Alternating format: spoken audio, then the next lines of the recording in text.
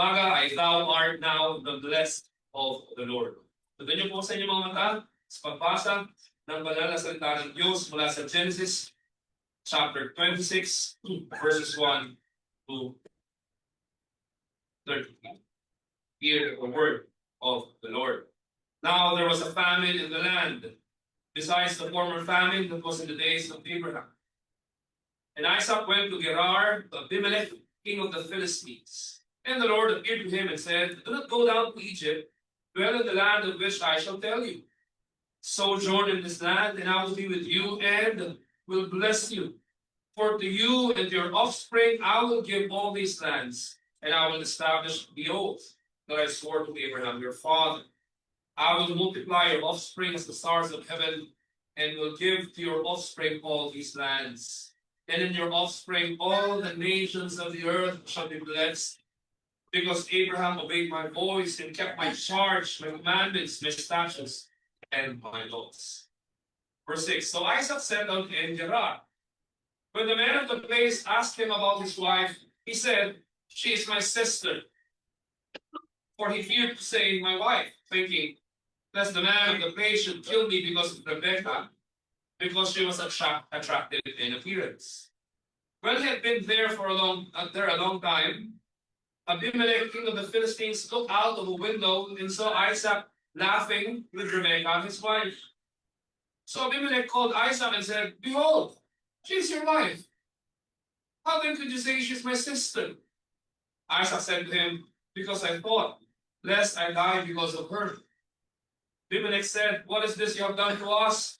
One of the people might easily have lain with your wife, and you would have brought guilt upon us. So Abimelech warned all the people, saying, whoever touches this man or his wife shall surely be put to death. And Isaac sowed in that land and reaped in the same year 100-fold. The Lord blessed him, and the man became rich and gained more and more until he became very wealthy. He had possessions of flocks and herds and many servants, so that the Philistines envied him. Now the Philistines had stopped and filled with earth all the wells that his father's servant had dug in the days of Abraham his father. And Abimelech said to Isaac, go away from us, for you are much mightier than we. So Isaac departed from there and encamped in the valley of Gerar and settled there. And Isaac dug again the wells of water that had been dug in the days of Abraham his father, which the Philistines had stopped after the death of Abraham. And he gave them the names that his father had given them. But when Isaac's servants dug in the valley and found there a well of spring water, the herdsmen of Gerar quarreled with Isaac's herdsmen, saying, the water is ours. So he called the name of the well Esek, because they contended with him. Then they dug another well, and they quarreled over that also, so they called its name Sitnah. And he moved from there and dug another well, and they did not quarrel over it. So he called its name Rehoboth, saying, for now the Lord has made room for us, and we shall be fruitful in the land. Verse 23. From there he went up to Beersheba, and the Lord appeared to him the same night and said, I am the God of Abraham your father. Fear not, for I am with you and will bless you and multiply your offspring for my servant Abraham's sake. So he built an altar there and called upon the name of the Lord and pitched his tent there. And there Isaac's servants dug a well. When Abimelech went to him from Gerar with Ahuzat, his advisor, and Phicol, the commander of his army, Isaac said to them, why have you come to see me? Why have you come to me, seeing that you hate me and have sent me away from you? They said, we see plainly that the Lord has been with you. So he said, let there be a sworn pact between us, between you and us, and let us make a covenant with you, that you will do us no harm, just as we have not touched you, and have done to you nothing but good, and have sent you away in peace. You are now the blessed of the Lord. So he made them a feast, and they ate and drank. In the morning they rose early and exchanged oaths. And Isaac sent them on their way, and they departed from him in peace. That same day, Isaac's servants came and told him about the well that they had dug and said to him, "We have found water." He called it Sheba. Therefore, the name of the city is Beersheba to this day. This is the word of the Lord. Receive it with humility, worship unto the Lord. Let's pray. Lord, we thank you once again. We have this privilege to freely read your word, to have it freely proclaimed to us, centered on the Lord and Savior Jesus Christ and his gospel of grace. Thank you, Lord, that in your providence continue to allow us to enjoy this freedom. As we ask, Lord, we will not squander or waste freedom, but that we will make the most of every opportunity that you're granting for us all. By your grace, may we be found with readiness and willingness not only to hear your word proclaimed to us, but that our hearts will also receive with readiness that peace, that comfort, that assurance, that blessing comes from you through the gospel of our Lord and Savior Jesus Christ. Our hearts will be reminded that it is not by trusting our own selves that we will be established. Instead, trusting in you alone, O our Father, through our Lord and Savior Jesus Christ, that our hearts will be filled in every way with the comfort, with peace, with assurance, with the strength that comes from you alone. We ask, Lord, that you will guide each one of us, that you will bless your servant, and in all his frailties and shortcomings, weaknesses, your grace will abound.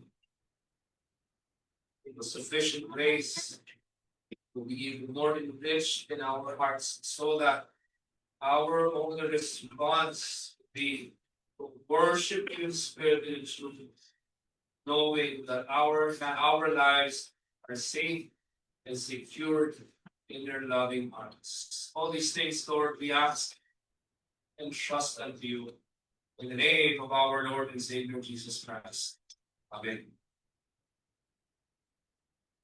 Again, the title of our sermon this morning is "Thou art now the blessed of the Lord." And if you can remember, that is exactly the words that Abimelech pronounced to Isaac in the latter part of our long text this morning. And by way of introduction, let me remind you that in chapter 25, what you have heard last Sunday, nakita natin yung kamatayan ni Abraham na siyang original na recipient ng pangako ng Diyos.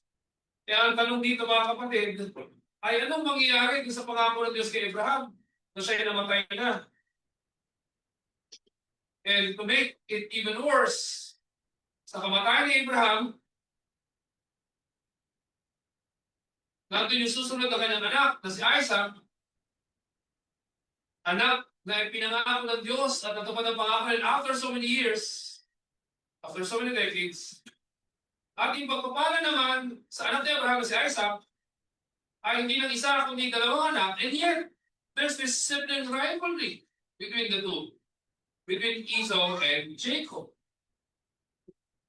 So stark yung differences between the very twins na si Esau and Jacob. Kaya doon sa latter part ng chapter 25, nakalulungkot na the very firstborn in the person of Esau wanted nothing to do with his birthright. So much so that he sold his birthright for a mere red lentil stew. Ibig sabihin, walang pakialam yung panganay ni Isaac doon sa pangako na binigay ng Diyos kay Abraham, na tinanggap din ni Isaac, na dapat din tanggapin ng kanyang mga anak. Kaya nga, itong chapter 26, mga kapatid, dapat maunawaan natin na bagamat yung pinaka-focus ng larger narrative nito yung conflict between Jacob and Esau. Sino talaga yung tatanggap yung ng pangako na mula kay na mula sa Diyos para kay Abraham, kaya sa paano mo papatuloy yung covenant na ito? Itong chapter 26 na nag-involve kay Isaac at sa mga Philistines dito sa Gerar ay necessary, importante. Bakit? Kasi itong chapter 26, ang pinoprovide nito ay yung ebidensya o yung patunay o yung katibayan na yung Diyos na nagpala kay Abraham ay yung Diyos din na nagpala kay Isaac na yun din yung ipagpapatuloy sa pagpapatuloy ng kapayagan sa Genesis na kanino dadaloy yung covenant promise para ipagpatuloy yung pangako ng Diyos. Hindi lamang para sa family na ito in that particular land. Hindi alam natin na ang greater fulfillment, yung ultimate fulfillment nito ay matatagpuan sa pagparito ng tunay ultimate seed ni Abraham. At yun ay walang iba kundi si Kristo Jesus na siyang ating Panginoon tagapagligtas.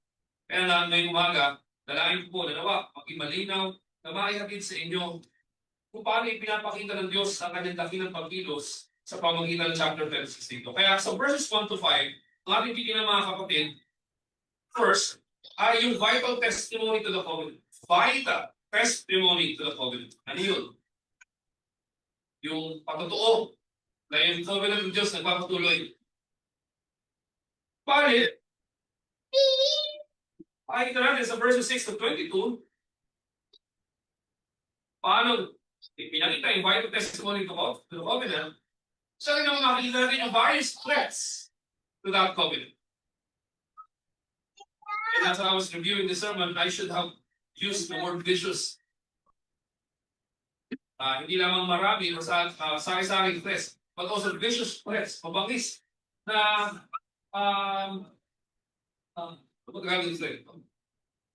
Banda doon sa covenant na in-establish natin Panginoon.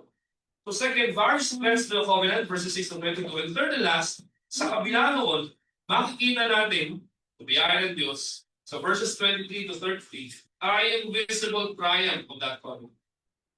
Sa kabila ng kapalpakan ng kanyang mga pinili at maging samo-sari mga banda na nakapaligid sa atin, magpapatuloy yung tagumpay ng pangako ng Diyos sapagat yung Diyos ay lalang na langit at lupa ang siyang nangako sa atin, siya ang tutupad dito ultimately. At wala na nga tayong iba pang hinahanap, kailangan ng prueba. Hindi yung pagparito mismo ng Diyos, the person of our Lord and Savior Jesus Christ. Let's begin expounding our first point, vital testimony to the covenant. Balikan natin yung verse 1. Ano sabi doon? Merong famine.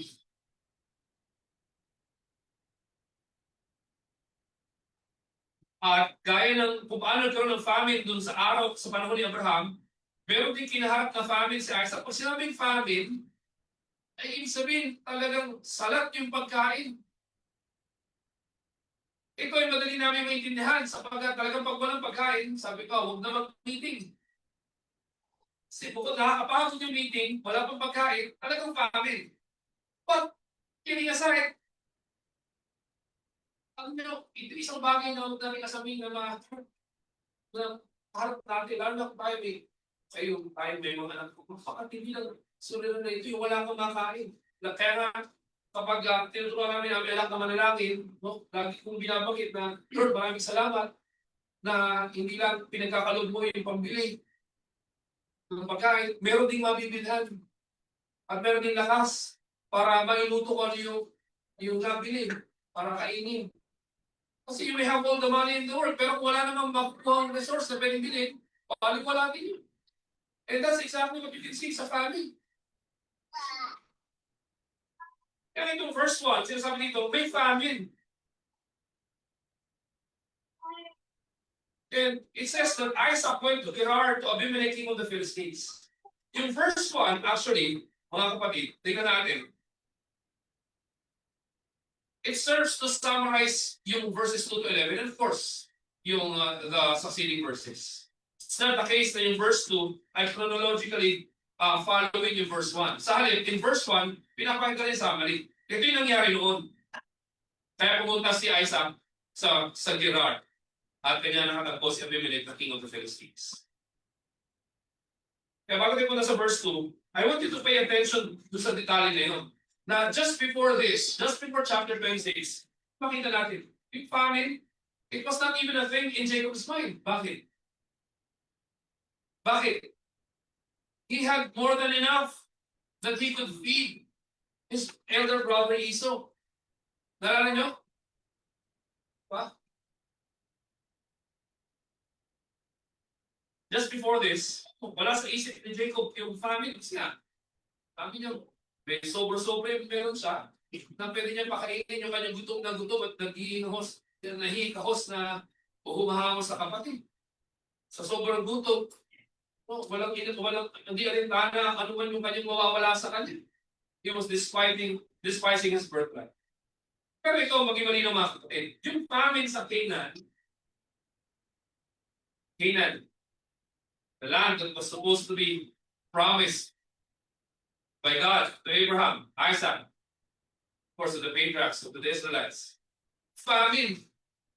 Kaya ipakita ko, ito ang pinapangako ko sa iyo, yung kalye na yan. Diba? Yan ang namamanahin mo. Siyempre, pagtatawanan mo lang ako, ano maganda dyan? So in a sense, ganun din. Ito yung pangako. Wala tayong makain. Kaya later, makikita nyo sa buhay natin para sa Kristo, yung Bethlehem. Bethlehem, it means house of bread. Sabihin, ito yung city, ito yung town na may pagkain. Ano meron sa Bethlehem? Famine. Pero yung famine sa Canaan, common or often, kasi nga hindi ganun nag-uulan doon. Kaya yung mga tao sa panahon na ito, as semi-nomadic, ibig sabihin, they move from one place to another because they find a better, greener pasture to tend to their flock. Kaya makikita sa verse 2, dahil sa nangyaring family ito, nagpakita ang ating Panginoon. The Lord appeared to him and said, do not go down to Egypt. Huwag kang bumaba sa Ehipto. Pumunta ka sa lupa, sa lugar na sasabihin ko sa iyo. Maglakbay ka doon. At doon, pagpapalain kita. Kasama mo ako. At sa iyo, sa iyong sarili, ibibigay ko ang lahat ng lupain nito. Pagtitibayin ko yung aking sinumpa sa iyong ama, si Abraham. Kasi sa verse 4, sabi, I will multiply your offspring as the stars of heaven, and will give to your offspring all these lands. And in your offspring, all the nations of the earth shall be blessed, because Abraham obeyed my voice and kept my charge, my commandments, my statutes, and my laws. Pero paalala natin yan dito mga kapatid. The intrinsic word of God's promises cannot be less than in a believer's eye by any cross promises. Ang problema kasi natin ito mga kapatid. Fast forward sa ating context. Ang dali-dali natin i-minimize or i-devalue yung promise ng Diyos sa atin simply because of what we are seeing with our mundane eyes. Hindi ba?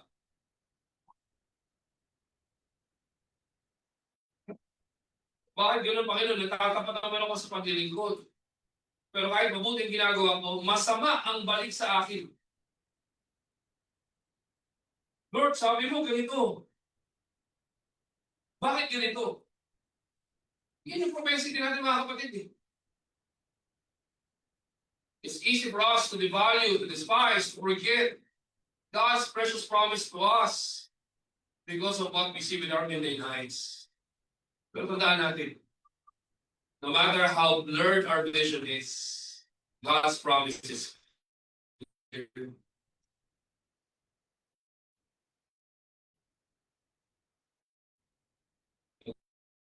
God's promise is dependable because it is. Kaya nga, doon sa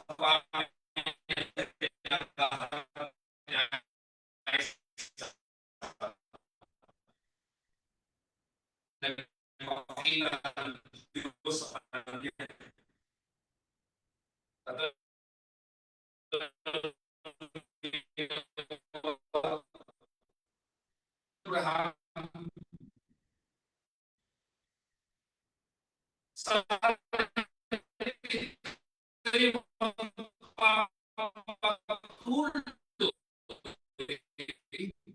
hanggang lahat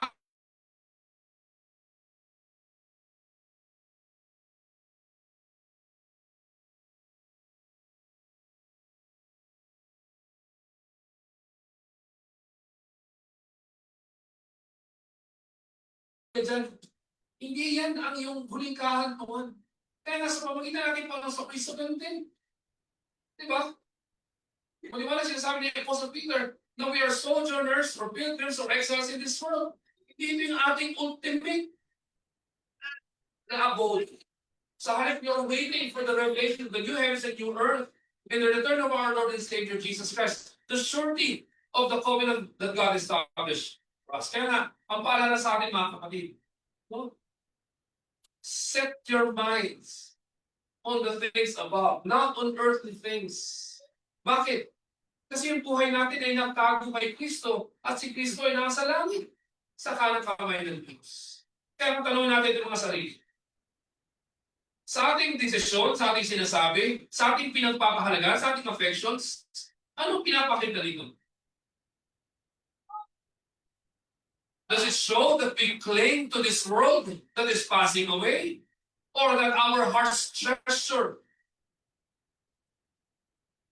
our true citizenship, which is in heaven? I hate to break it to you, but daily our default stance is the former. Hindi ba? As I'm fond to say, when our eyes drift away from the gospel, yun yung default stance natin eh. Na para bang yung gadget natin, yung educational attainment natin, yung property natin, yung honor natin sa mundo na ito, na yun yung ating panghahawakan lagi. Kapag yun nawala, ay wala ng ating buhay. Yun yung default stance natin sa araw. Anong antidote? Have our minds and our hearts refreshed by the promises of God na ang fulfillment ay mula ba si Kristo Jesus. Kaya sa pamagitan ng Panginoon Kristo, makikita natin, yung mga pinangako tuloy, o pinangako ating Panginoon Kristo for us, pero yung ipinangako kay Isaac, yun yung pangako ng Diyos na natupad sa pamagitan ni Kristo Jesus kasi yung ultimate fulfillment ng pangako nito, ng covenant nito. Tingnan natin, ang ganda ng pagkakasabi din ng ating Diyos. And let's observe a lot of things.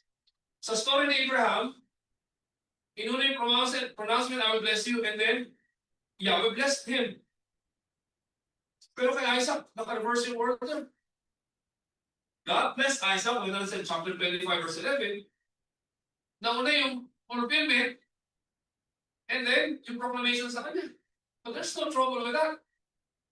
Kasi it's just a reiteration. Ibig sabihin na ba, ibang-iba dito kay Isaac, bakit iba doon? Kaya ganun yung nangyari kasi nauna nang ibinigay ng Diyos sa kanyang ama na si Abraham, yung pangako. Tingnan nyo mga kapatid, sa verse 3 to 5, kung paano ina-alternate yung future and past. Verse 3. Tingnan nyo mga kapatid, ano sabi? Sa verse 3, part A,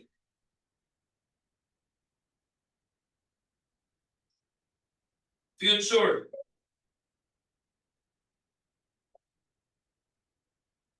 And then sa part B, yung past. Diba? Sa first part ng verse 3, ito yung gagawin ko para sa iyo. Pero sunod doon sa part B ng ano, kasi ito yung sinabi ko sa iyong ama. So yung pag-alternate ng future and past. Sa verse 4, ganun din. Ito yung gagawin ko sa iyo para sa iyo in the future. Tapos balik na naman sa past, sa verse 5, bakit? Ano sabi doon? Because Abraham obeyed my voice and kept my charge, my commandments, my statutes, and my laws. Ibig sabihin mga kapatid, yung mga pangako ng covenant na binigay kay Abraham, inuulit ng Diyos para kay Isaac.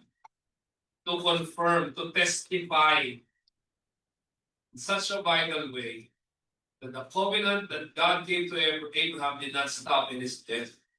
It shall continue until that promise is fulfilled. Every family on earth shall be blessed through your son. Kaya nga, sa kabila ng famine, sa kabila ng kagutom, pangako ng Diyos, it is God's promise that He fed Isaac with And one thing that we must not miss, ito mga kapatid, tignan nyo, in verse 5, speaking of future, past, future. Ano sabi sa verse 5? Diba? Dahil dininig ni Abraham na yung tatay, yung aking tinig. Ito yung pinapangako ko sa iyo. Sabi ng Diyos, kasi yung tatay mo, dininig niyo yung aking tinig. No? Pinanghawakan, pinanatili niya yung aking utos, aking kalooban, yung aking panuntunan, at aking mga kautusan. Ang ibig sabihin nito mga kapatid ay kung paano yung tatay mo sinunod yung aking kalooban, yun din ang maganap sa iyo. Nakakatuwa mga kapatid.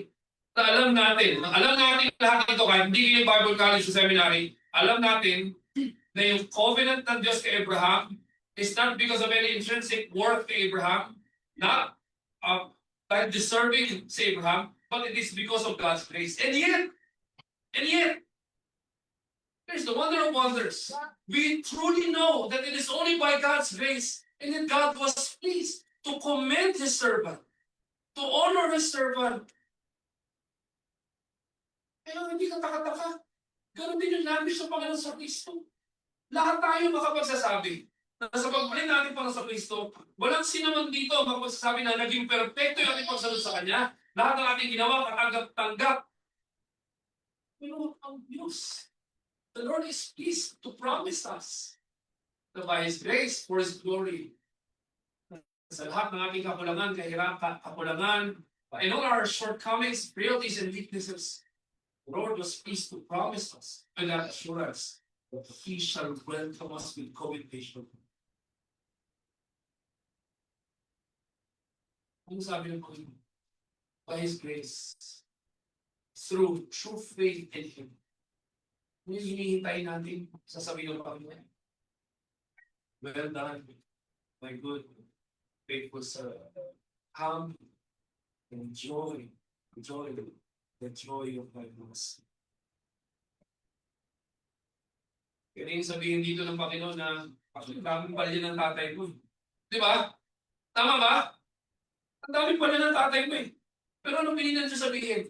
Because Abraham obeyed my voice. And tingnan niyo kung paano iniisa-isa ng Diyos dito. My voice, my charge, my commandments, my statutes, and my laws. Ibig sabihin, sa kabila ng kapintasan ni Abraham, ang tingin ng Diyos lahat doon ay sa kanyang biyaya, kabuuan.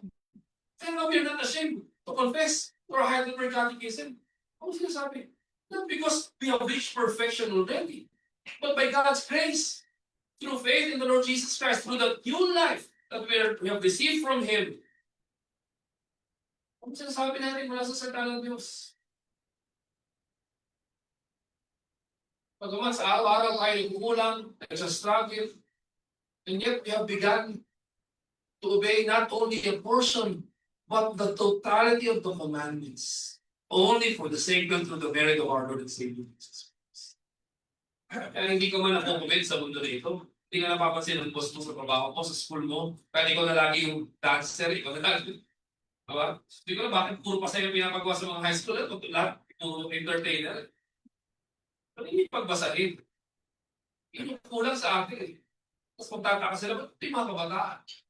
Ipalpak yung curriculum nyo eh. Bring them to the church and we'll see by God's grace. If they will be fed with the truth, they will think, they will feel, they will speak, and they will act according to the truth. Pwede natin mga kapatid. Isa-isayin natin ito. Consider yourselves forewarned. This is necessary law. Hindi natin pwede mabis tumakot. Ano sabi? Because Abraham, the father of Abraham was. Alam niyo mga kapatid, imposible na hindi na magawa ni Isaac. Bakit? Kasama siya sa kwento rito eh. Yung sinabing, because Abraham obeyed my voice, ano yun? Hindi lang yung ano yun, simula na, go, and leave your country, and go to the, leave your country, and go to the place that I will tell you. kasama din yung yung sinabi ng Diyos kay Abraham, ialay mo sa akin ang iyong nag-iisang anak. But of course, to summarize ng mahaba na ito, ano pang isang ginawa ni Abraham, dindig niya yung boses ng Diyos. Sabi, huwag mo patayin ng iyong anak. Ito yung provide para sa yung biblising ko.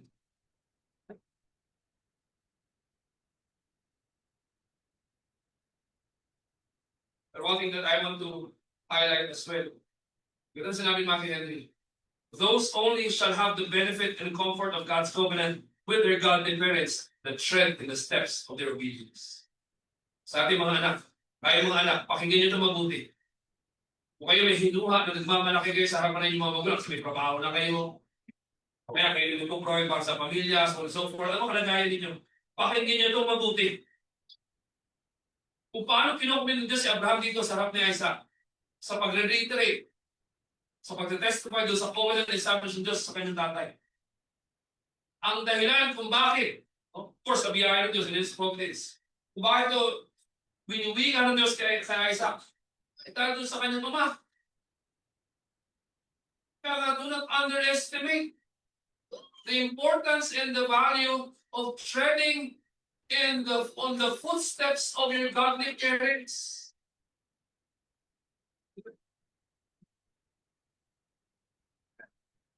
Those only shall have the benefit and comfort of God's covenant with their godly parents that tread in the steps of their obedience.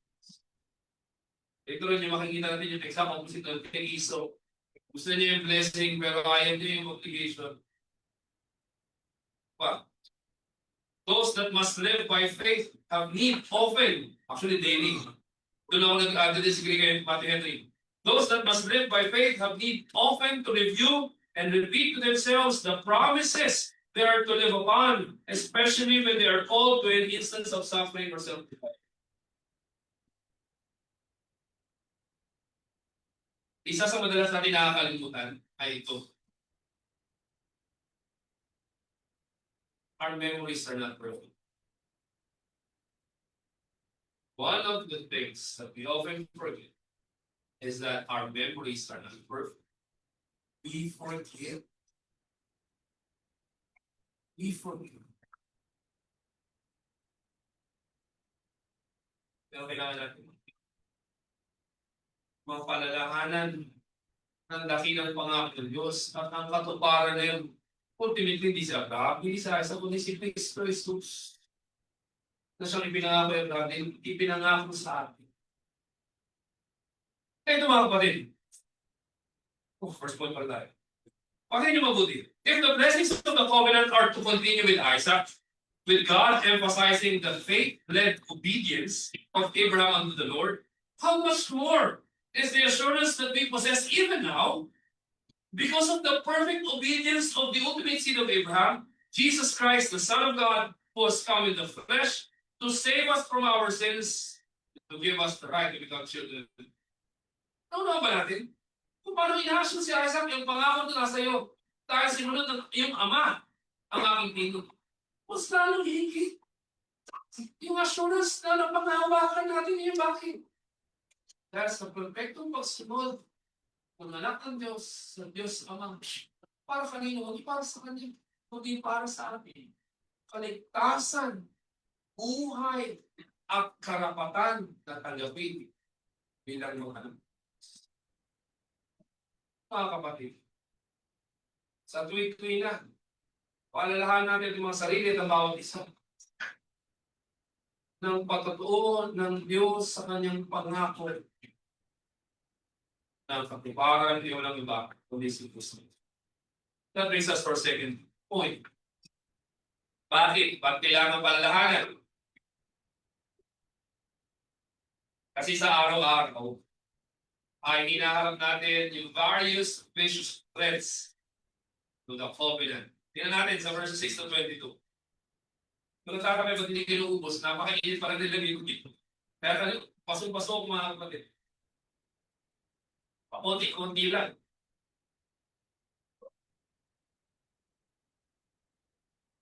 Kadalasan, napapasok tayo. Saan? ang mga pangako ng Diyos simply because in folly, we choose to think that what the world offers to us is way better than what God has already given to us in Christ Jesus. Tingnan natin mga kapatid. Various threats to the covenant. Verses 6 to 22. Ano nangyari? So pagkatapos pakita ng Diyos kay Isaac, tingnan natin. Dito sa verses 6 to 22, yung threats nito, nanggagaling kanino? From Isaac himself. And of course, to the people around him. Simulan natin yung galing mismo kay Isaac. Maliwanag naman, sinunod ni Isaac yung kalooban ng Diyos. Sabi ng Diyos, pumunta ka rito, ano sa natin siya nagpuan? Verse 6, so siya ay nagpunta nga ng Gerar. Kaso, pagdating na roon, ano nangyari? Nung nakita ng mga tao na nakita sa Gerar, mga Philistines, yung kanyang asawa na si Rebecca, dahil nga maganda si Rebecca. So, tinanong ng mga tao, sino kasama mo? Di ba madalas biro natin? Oh, sino yung mahaba ang buhok? Mga ganang biro lagi. Sino yung matangkad at maputi? Iba yung nakaraan.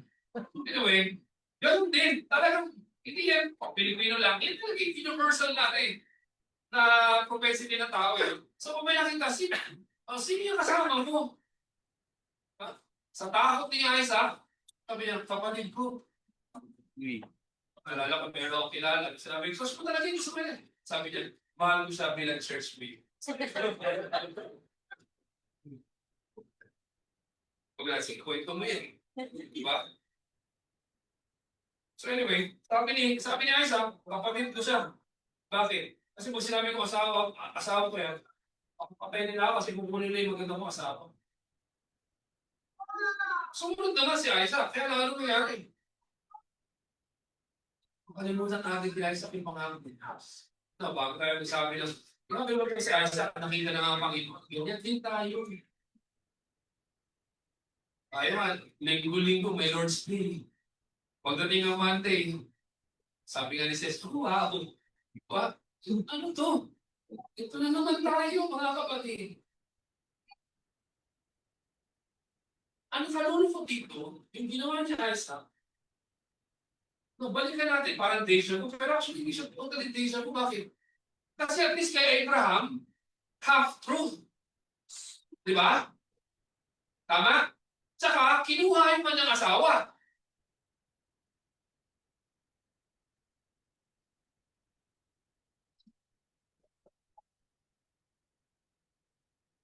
Mas mabigat yung pananagutan dito ng Isaac kasi hindi pa nga kinukuha, tinatanong pa lang eh. Hindi nga kinuha yung kanyang asawa eh. Ang kanyang palusot, hindi half-truth, talagang total lie. I'm not saying na hindi pa susunod din kay Abraham, pero kung titingnan natin, at least may elemento na katotohanan kay Abraham, sa kanya talaga hindi. Hindi niya kapatid si Rebecca.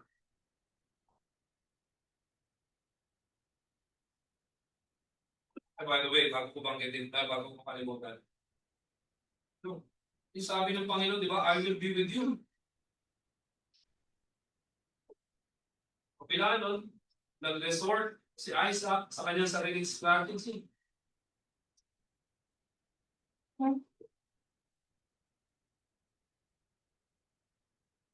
Tsaka ito pa,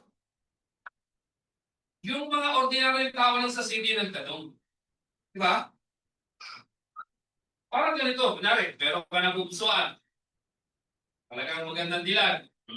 Tapos, ang mga katunggali mo dito ay mga classmate ko lang. May magkakaano kabahan. Kasi pare-pares na naman kayo. Pero pag lumapit na si Gerald Anderson, diyan ka makinig. Ako nakita ko si Gerald Anderson, I'm very secure with my manhood. Pero talagang guwapo. Kami mga kasama ko doon, when I was asked to pray for sa political gathering. Mga kasama ko, mga matatang na lalaki dati, mga tricycle driver, guwapo talaga si Gerald to. Okay lang, kambal ko rin. Sabi ko, kambal! Joke lang. Anyway, kidding aside, doon ka naman ba? No, I'm saying this kasi, at least sa kalagay ni Abraham, yung hari agad ng pakuha. Di ba? Dito hindi naman yung hari yung kumuha ng hindi nga kinuha ng hari yung asawa niya, hindi pa kinuha ng mga ordinary men. sa city. Ito pa, verse 8. And then yung verse 8, ano sabi? When he had been there a long time. Ano ibig sabihin? Unfounded yung kanyang fear. Unnecessary yung kanyang kinawa. Nagpasisinungaling kasi, tignan nyo, nanalagi siya doon ng matagal. Wala nga nagtanong sa kanya ulit eh. Uy, available ba yung kapatid mo? Ba? May ganun, bayaw. May ganun, di ba? Bayaw. Mga ganun eh. Laki tayo sa ganun. Yung tawag sa iyo, kunyari, yung kapatid mo, gusto niya, bayaw agad tawag sa'yo. Wala naman ganun gumagawa sa kanila. Sa tagal siya, nagtagal na mag-stay sa Gerar. Kaya sinasabi ko, isa sa mga threats dito sa COVID, sa Isaac mismo, bakit? Sa kanyang ginawa, ito, pagpakita natin, na-beast tuloy yung kanyang kasinungalingan. Si Abimelech, na hari ng Philistines, dumungaw doon sa window, nakikita niya, si Isaac, nakikipagtawanan kay Rebecca, and yung nakikipagtawanan, it has this connotation ng intimacy. In fact, it's a wordplay doon sa name ni Isaac. Isaac was Isaacing with his wife, Rebecca. Ang ibig sabihin nito, ay yung son ni Abimelech, ginagawa ni Isaac with Rebecca, and Rebecca ginagawa ni Isaac, ito para sa magkapagitan. Obviously, ito yung ginagawa ng mag-asawa. Ako, hindi ko tatawagin yung isa, tinatawag ko yung isa, si Jay, natatawag ko daw. Pero, yung aking asawa lang tatawagin ko noon, at ako yung mabibigay sa asawa ko sa kanya lang, gano'n. So, kung bigat nung ginawa dito ni Isaac. Kaya pinatawag sa kanya, bibili. Ano sabi? Tignan sa verse 9. Actually, kulang dito sa ESV. Behold, ang tama dito, hindi. You look at it and how it was originally written, hindi, behold, yung dapat indeed. Sabihin, siyang tunay. Di ba? Hindi mo pwedeng i-deny ito. Indeed. Tagalog eh, asawa mo yun, hindi mo yung kapatid. Huwag mo sinabi kapatid mo. Ito na maintindihan natin kung paano si Isaac mismo yung threat doon sa covenant. Kung sabi ni Isaac, isip ko baka mapatay ko dahil sa kanya. Kaya nagkagera dito sa Pilipinas. Tayo mga lalaki. Pangay mauna pa kayong tumakbo kasi sa asawa niyo. Isasangsalang mo yung wife mo for your own safety. Taliwas din sa sinasabi ng Panginoon sa Kristo, di ba? Ano sabi? Husbands, love your wives as Christ loved the church and laid down His life for her. Bakit yung mga balita na pala Jubel, no? Bagamat una yung babae, ginawa na lalaki ito.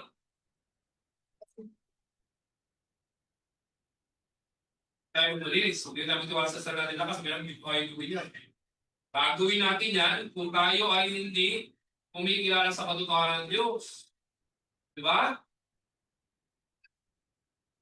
Isasangkalang natin yung ating wife for our own interest. Mali yun. Pinasusuklaman yun ng Diyos. Kung parang the same way, ang kalooban ng Diyos para sa mga wife, ay ano, to submit to the husband for the sake of the blessed union ng pinagpala natin Panginoon. Kaya sa verse 10, natin, kung sabi, ginawa mo para sa amin. One of the people might easily have blamed with your wife.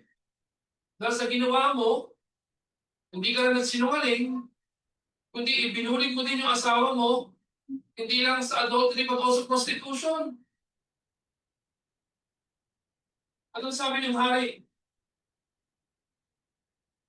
Tapos magiging kasalanan namin. Kaya nag-utos yung hari. Sabi, kayo, huwag niyong ahawa, huwag niyong sasalangin. Itong tao na ito at kanyang asawa, sino bang gagawa nun? Ipapapatay ko. Tama yung pagkaka-confront ni Abimelech kay Isaac. Righteous in indignation na yun.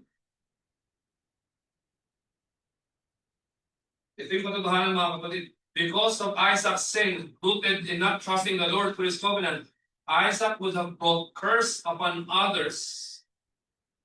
Unang-una sa kanyang asawa na sa Rebecca, and then sa people of Gerar, instead of being God's instrument so that others will be blessed. Taliwas, kontra dun sa covenant ng Diyos sa kanya, hindi pa. Kaya ang ganda ng paalala ni Calvin, mga kapatid. Sino ba si Calvin? Ang paalala ni Calvin. Pakinggan nyo.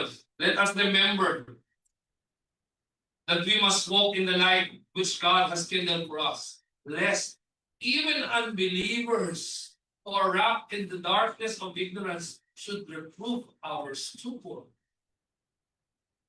Ano sa Tagalog?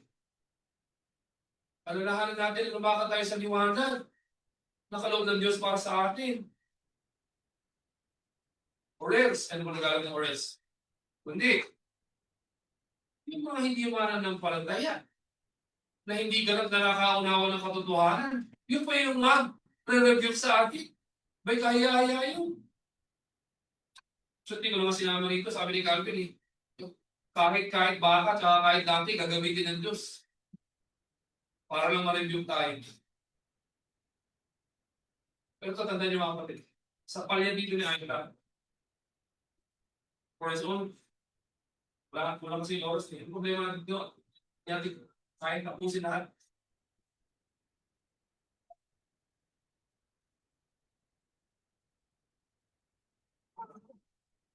Sabi, pagkakal kumilos ang Panginoon, kung pinipili niya mga palyado, no? Tapos hindi ka sa red ko, man, ako din. Pero sa nanyo, what an infinitely greater comfort that God provides us as children, the church, the bride of Christ Jesus, that the bridegroom, our Savior Lord, in whose lips neither lie nor deceit was found, laid down his life for her, for his church. Dito mga inagin, grabe naman si Isaac. Pero greater comfort natin ngayon. Grabe ang ating Panginoon. Si Kristo, the bridegroom,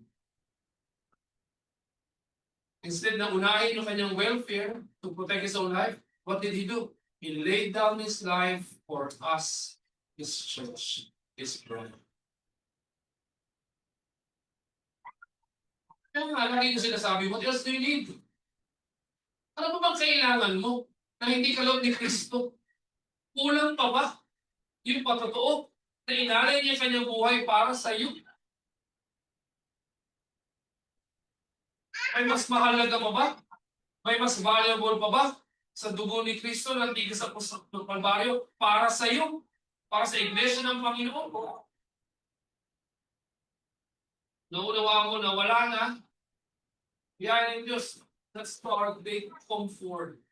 Makakaasa ka na hindi ka tatalikuran ni Kristo. Hindi ka niya pababayaan. Hindi ka niya itatakwin. Hindi ka niya isusuga sa kapamakan para lang sa sarili niyang kapakanan. Sa halip, willingly, ibinigay niya yung kanyang sarili para sa iyo. Bakit? Kasi siya yung ultimate na katuparan ng pangako ng Diyos kay Abraham at kay Isaac. Na kahit na natin nakita dito, so many times, Abraham as well, and Isaac tried several things to jeopardize this covenant. And of course, not only from Isaac himself, from the people of the land. Tingnan natin, ano nangyari? Verse 12 to 16. Sa biyaya ng Panginoon, nag-repent naman si Isaac. And by God's grace, God blessed Isaac. Na kahit may famine, ano kanyang ginawa? Siya nagtanim, and sa gitna ng family yun, he prospered. 100-fold. Yun ang kanya naging gain. The Lord blessed him. Kitang-kita yung kung paano tinanggap ni Isaac yung pagpapala mula sa Diyos. Dahil dumami ang kanyang ari-arian, kanyang possession, kanyang mga lingkod. At ano nangyari? Yung mga Philistines ay nainggit sa kanya. Kaya ano kanyang ginawa? Agaw trip ito mga kapatid. Marami sa ano yung tubig na kailangan niya, bilisin natin. Pampakan natin ng lupa. Yung source ng kanyang tubig. Ganyan ginagawa nila sa talas sa kanang mundo. Diba? Pag hindi tayo makuha sa enticement ng material prosperity sa libutan na ito, kakaharangan niya. yung maliwanag na channel ng pagbabalog niyo sa atin.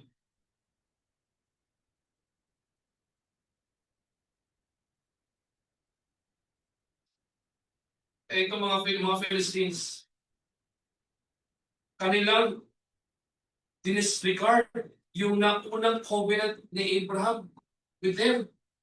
So much so, na yung source ng tubig, na crucial na source ng buhay sa pangailangan, inalis nila.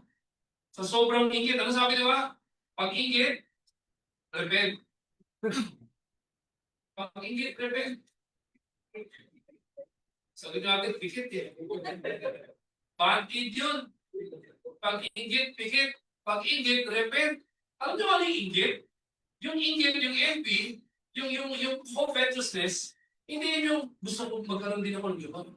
Ang tunay na dahilan ng covetousness ay ito, hindi niya deserve yun, ako lang. Ang deserve niya, wala, ako dapat na. Hindi yung sa gusto mo kung ano meron sa, gusto mo yun, tapos siya wala. Yun yung kasamaan ng envy, ng kasalanan. Kaya yung the Lord's blessing for Isaac became the reason for the envy of the Philistines. At yung kanilang envy, their envy surely did not remain just in their hearts. It energized their hands to oppress Isaac. Kaya ko paalala, never take envy lightly. Never take envy lightly.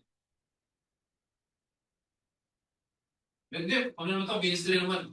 Kung ministry, hindi exempted yan. Diba? Yung pabat siya na doon, dami yung followers, pansin ko, ganyan. Kaya sa Proverbs 27 verse 3, ang sabi, wrath is cruel and anger is outrageous. But who is able to stand before envy? Yan yung ano eh, ultimate truth ng pagkabagsak ni Lucifer eh. Diba? Katandaan natin, paalala mo. Every time na ako iniingit,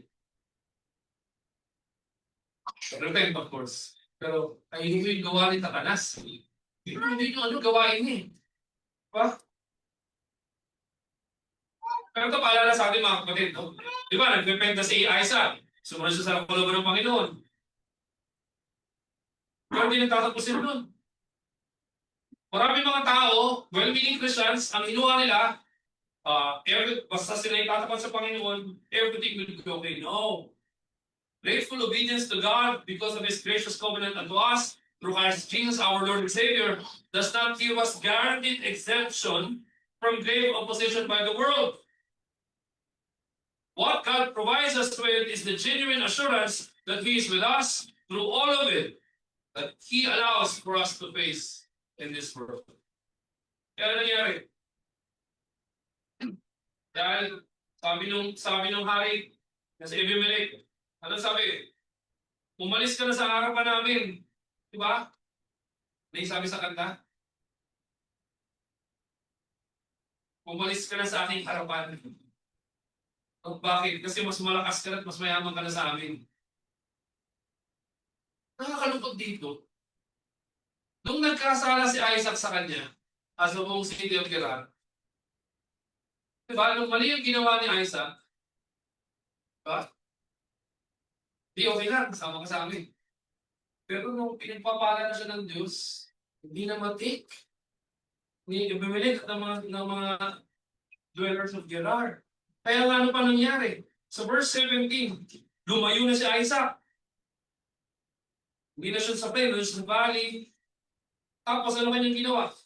Hinukay niya ulit yung mga wells na ginawa ni Abraham sa kanyang panahon na sinira ng mga Philistines. At pinangalanan nito doon sa pagkakapangalan ni Abraham. Ibig sabihin, binabalikan at inaayunan at ang sinasandalan ni Isaac ay walang iba kundi pangako ng Diyos kay Abraham na kanyang tatay. Pero nangyari sa verse 19, nung nakita nila na hindi lamang basta balon ng tubig, kundi balon ng spring water, ibig sabihin, continuous yung flow ng tubig, anong sabi ng mga taga-Gerar? Amin yan.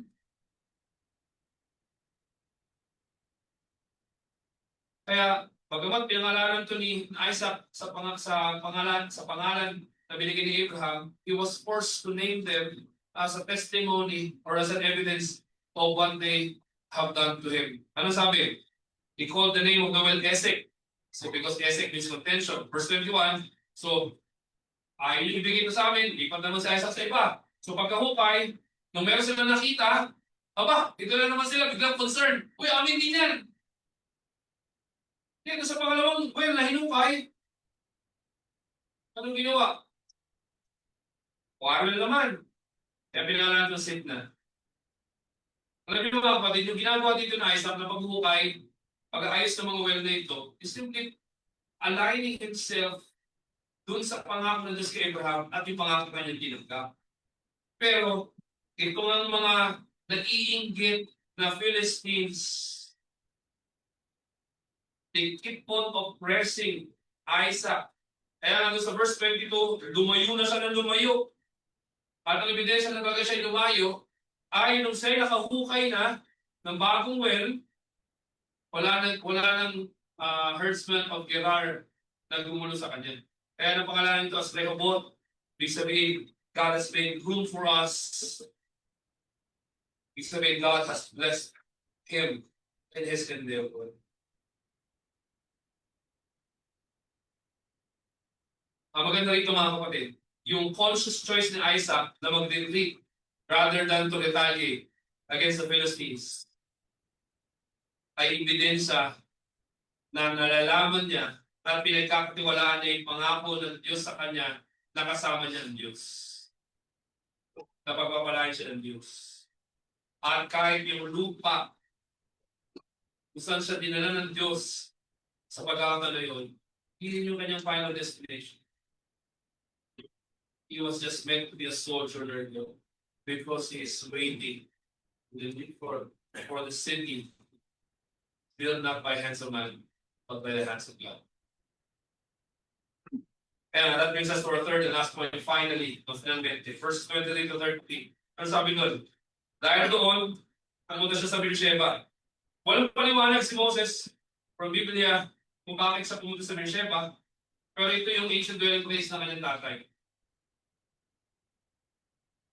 Possible na kahit na nagkaroon siya ng kapayapaan sa Rehoboth, ay panahana kinukulit pa rin siya ng mga Philistines, provoke, dahil sa kanilang jealousy sa kanya. Pero ang kagandahan dito mga kapatid, pag punta niya sa Beersheba, sa verse 24, nagpakita ang Diyos sa kanya. Inulit na naman ng Diyos sa kanyang pangako kay Isaac. I am the God of Abraham your father. Fear not, for I am with you.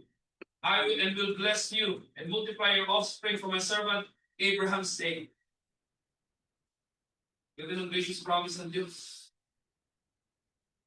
In his retreat, the Lord meets him with his promise renewed unto him.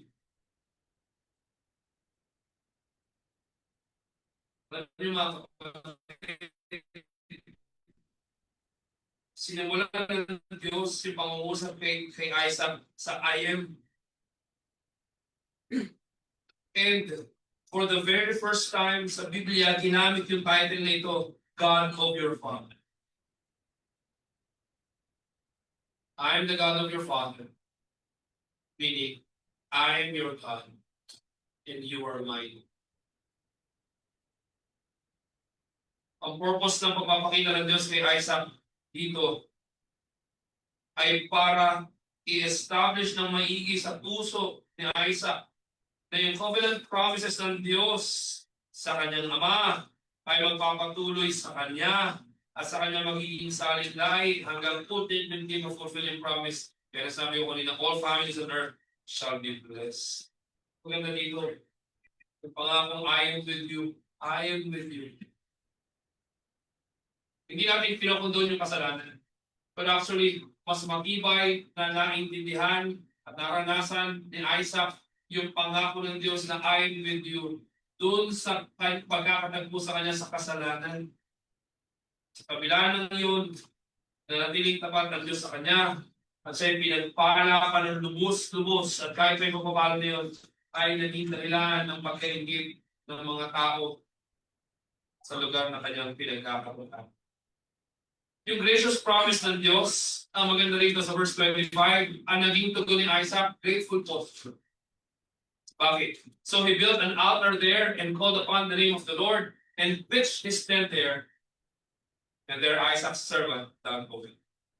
Nag-respond si Isaac sa pamamagitan ng pag-erect ng altar to Yahweh by calling on his name in worship. Ibig sabihin, Isaac responded in the same way that Abraham, his father, responded. Patunay ito. As I mentioned sa ating third point, visible triumph of the covenant. Ibig sabihin, sa kabila ng kapalpakan ni Isaac, at sa kabila naman naging kapalpakan ni Abraham in the past, tapat at matagumpay yung pangako ng Diyos sa kanila. Ganda paalala ni Matthew Henry, mga kapatid, wherever we go, we must take our religion along with us. Hindi paglabas mo ng church nito, na sa school, ay iba ka na. Sa kamandali ng Diyos, yung pananampalataya ng Kristiyano yung tinanggap, yun ang dapat nalang sa iyong buhay.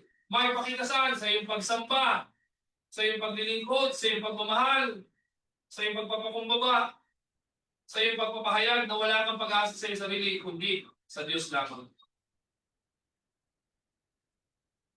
Ito pa maganda mga kapatid. Kapit tayo matapos. Ano yung sabi ng Panginoon dito kay Isaac? I am the God of your father, Abraham. Through the ultimate seed of Abraham, Jesus Christ our Savior and Lord, God speaks to us not only with I am the God of your father Abraham, but also with this, I am your father, the God of Abraham. Ano naman natin? Hindi lang I am the God of your father Abraham, but because of the Lord Jesus Christ, I am your father, the God of Abraham. Kaya maliwanag sa book of Romans eh. Maliwanag.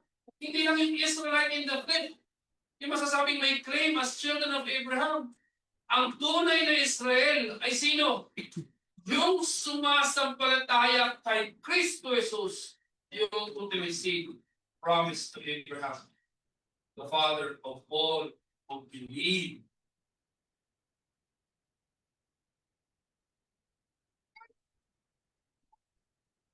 Ilang milyon. Sobrang palpak ni Isaac dito. Tulad natin. Pero dahil kay Kristo Jesus na siyang ating Panginoon tagapagligtas, na siyang assurance ng ating deliverance and redemption.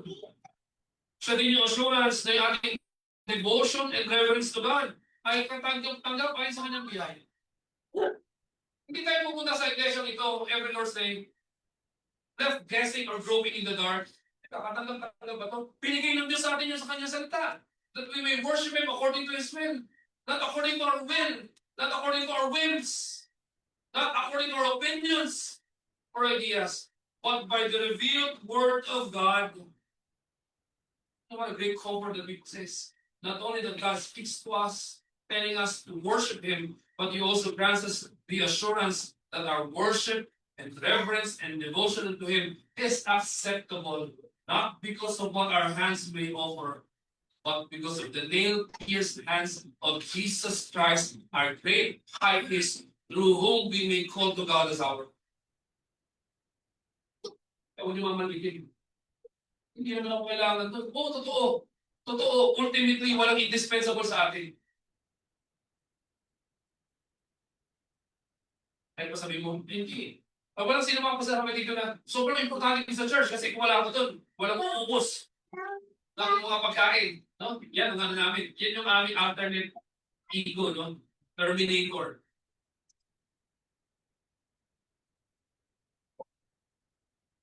Kahit ang maisip mo na sobrang importante ko sa church. Wala mga magsasabi ng gano'n. Parang indispensable sa atin ultimately. And yet, God was pleased to let us know, to reveal unto us. Faith and weak as we are, God is pleased to accept our worship. The basis of what the Lord Jesus Christ has done for us. Kaya huwag niyong underestimate. Huwag niyong isa-squander. Huwag niyong take lightly. Yung privilege na binibigay na sa iyo ng Diyos to worship Him on the day that He has appointed for us. Sabihin niya, ano? Baka meron may hinuha na Ay, tuwa sila na wala ako. Hindi, malungkot, mabigat sa kalooban namin. Bakit? Kasi pinanghawakan natin yung katotohanan na as broken pieces of glass, through the lens of the gospel, no, we see a beautiful picture of the will of God for us as the body of Christ. Kaya hindi mga kapatid, katanggap-tanggap yung ginawa ni Isaac dito sa Diyos. So much so, kapag dating sa verses 26 to 31, ano nangyari? Bibilisan mo na lamang. Sa kabila ng malayang pagditlit ni Isaac, siya binisita ni Abimelech. Mula sa Gerar, nagdala ng kasama. Sino kasama ni Abimelech? Si Ahuzat, kanyang advisor, at si Picol na commander of his army. Kaya sinagot ni Isaac, bakit kayo pumunta rito? Pinalayas nyo nga ako. Diba? Yun yung charge ni Isaac sa kanila eh. Pinumumihan nyo nga ako, kaya nyo pinalayas. Mula sa Gerar eh. Ano sabi sa verse 28? Ito yung visible crime of God's covenant. Ano sabi sa verse 28? We see plainly that the Lord has been with you. Ganda commendation mga kapatid. Alam mo yung saling alam mo sa pinakikita kita, isunod ako talaga. Diba? Alam mo kahit anong ganda ng Bible reading ko ng umaga, pag nakikita kita, nakakalimutan mo lahat. Diba napakasakit doon? Ang pinakamagandang commendation sa akin na hindi yung dalas promise pa. Siyempre maganda naman nare-recognize. Ganda ng damit mo. May bagong libro ko. Ganda yun. Pero pinakamagandang commendation na nagat natin ito. Alam mo pa. Hindi ko mapaliwanag kapatid lang. Pag ikaw kasama mo gana kaloob mo. Bakit? Wala ko narinig kundi ano. Silbi man Diyos. Pag-elyo. Buhanan. Kaya kahit hindi man ng pagtime, hindi nakakalawa eh. Diba? Kasi sinasabi dito eh. We see plainly that the Lord has been with you. Kaya minsan nagtataka tayo. Minsan parang gabi-gabi na tayo sa ating sarili. Hindi ko na ang gagawin ko. Alam nyo lang, pinagdaanan sa sarili nito. But the Lord is pleased to use our lives. Frail and weak as we are. As an instrument of blessing to others. Kaya huwag nyo i-underestimate. Bawat pagkakataon bibigyan ng Diyos sa maging pagpapala ka sa iba. Yung pagsama mo sa Diyos, yung paglilingkod mo sa Diyos, yung pagmamahal mo sa Kanya sa kanyang kapamalanapatayan, at maging sa iba, kinakasal ka mo ng Diyos para saan? Glorify His name. To show the visible triumph of God's gracious covenant with you na katuparan si Christ. Sabi rito, no? Maliwanag namin nakikita na pinagpat ng kasama mo ang Diyos. Kapag tayo, kasama mo ang Diyos. Diba? Pero sabi nila, kaya pinakamagandang gawin, makipagkasundo kami sa iyo. Magkaroon tayo ng covenant. At dahil doon, huwag mo kami aapihin ha. Huwag mo kami gagawin masama. Di ba? Hindi ko nga namin ginawa ng masama. Hindi nga ka namin sinalang eh. Saka nung, di ba? Hindi sana na kami sa kapapayapa. Dito sabi sa verse 29 eh. Kaya kasama doon sa declaration, thou art now the blessed Lord. Actually, kasi nung ano yung sinasabi dito ni Abimelech eh. Di ba? Kasi nung ano yung exact opposite yung ginawa niya, diba? For the interest of his people. Saka ito pa, ito yung wag mo natin mamiss na dito, na information dito. Sino kasama ni Abimelech na hari? Yan ang kanyang advisor. Ibig sabihin, yung pag hindi siya makapag-isip, yun ang mag-iisip. At sino kasama niya next? Sino? Si Picol, commander of his army. There's a plan within a plan here. That if things go south, naiintindihan niyo ba? Yun ang katusok sa Abimelech eh. If things go south, he has a plan within a plan. First plan is to make a pact. Covenant with Isaac. Pero the back of his mind, alam niya na kung paano nila in-oppress si Isaac. Kaya he's ready to reply with what? Military force. Ay, tuso ito si Abimelech. Pero ano kagandahan? Ang ganaan, sa verse 13, tinanggap ni Isaac ito. So much so that he made them a feast, they ate and drank. The morning they rose early and exchanged oaths. And Isaac sent them on their way, they departed from him in peace. Kaya, ko na last verse 33, sa same day na yun, nakapag-covenant si Isaac with Abimelech, ay yung kanyang mga servants nakapaghuhay ng bagong well to supply the needs not only for the people but also for his livestock. Kaya nga pinangalan nito ni Isaac na Sheba. And of course, the name of that city is Beersheba. It's a well of both. Anong i-highlight natin dito mga kapatid? Hindi gumanti si Isaac sa kanila. Sa kabila na alam niya, kasi nung wala yung sinasabi niya Biblia, hindi gumanti si Isaac sa kanya. Sa halip ay kaaway niya to si Abimelech and the people of Gerar, time of Philistines. Pero ang ginawa ni Isaac, he repaid their evil with good. Maraming tao, lalo yung mga prosperity gospel preachers, pukunin yung text na to, see, ang visible triumph ng covenant ng Diyos sa iyo ay yung yayaman ka. Di ba? Gagamitin pa yung Deuteronomy. Di ba nakakita doon? For it is the Lord who gives us the power to produce wealth. Yung mga panalo. Siyempre, yung context nito, livestock. Alam ka naman magtutun siya dito ng libro? Kami, kayamahan namin, marami yung libro. Hindi. Ang context nito, agricultural, and then livestock. And then he cannot do the work alone, so he needs the servants. Kaya, yung tangible na patunay ng pagpapala sa kanya dito, ito mga bagay ito. Yun nga yung nakita ni Abimelech. Pero mga kapatid, through Jesus Christ, our Savior and Lord, to triumph over our sin and death, through the cross and His rising from the dead, the triumph of God's gracious covenant is made visible, not through our abundance in kind or material things, but by the abundance of God's kindness manifested in our lives, that we also abound in kindness even to our enemies. Hindi abundance in kind, but abundance in kindness.